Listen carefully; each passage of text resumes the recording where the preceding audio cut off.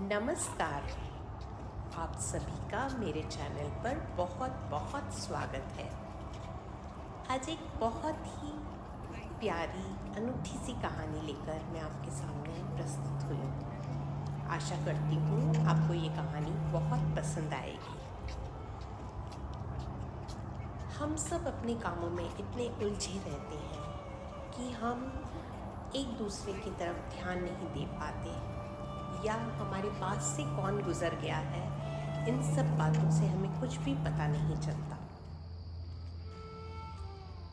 कल जब मैं वॉक पर गई तो समुद्र का किनारा था, पास पास बहुत सुंदर वॉकिंग ट्रैक था।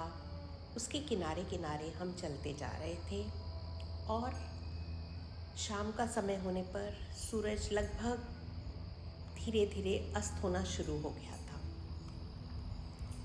हम अपनी बातों में मग्न जा रहे थे कि सामने से एक बड़ा सा लड़का, जिसकी अच्छी खासी हाइट थी, 6 फुट के थोड़ा शायद ऊपर ही होगा, अच्छा तंदुरुस्त बच्चा था। और जब वो हमारे पास आया, उसने कुछ कहा।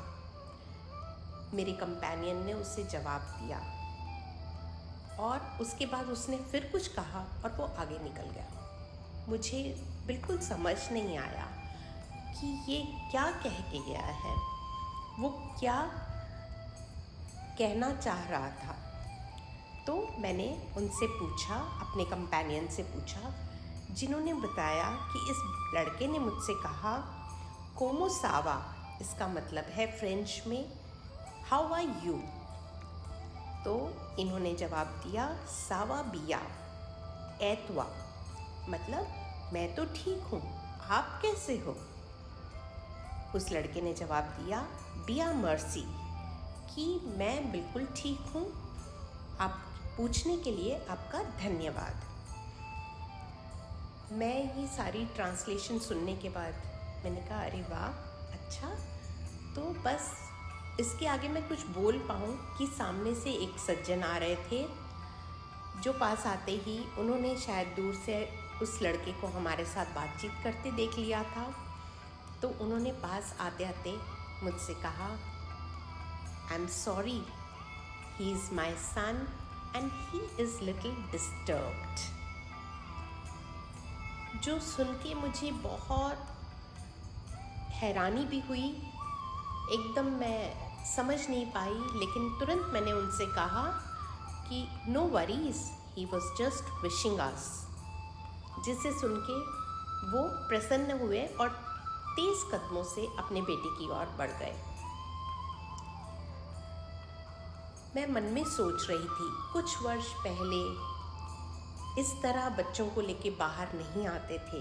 अब वो इतने इंडिपेंडेंट, चाहे वो लड़का बड़ा और ग्रोन अप लग रहा था, लेकिन दिल दिमाग से वो अभी भी मासूम था, जिसने इतने प्यार से हमसे पूछा है और राहियों से भी पूछ रहा होगा और बात कर रहा है, इंडिपेंडेंटली अपने फादर के आगे आगे बढ़कर चल रहा है, जिसे मैं तो सराहे बिना नहीं रह पाई कि उस बच्चे के कोमल हृदय ने हमें इतनी कोमलता से, इतने सहजता से, इतने प्यार से जिसने हमसे बात की, बहुत सारी बातें वो कह गया, हमें कुछ सोचने के लिए मजबूर छोड़ गया कि आप इसके बारे में सोचिए।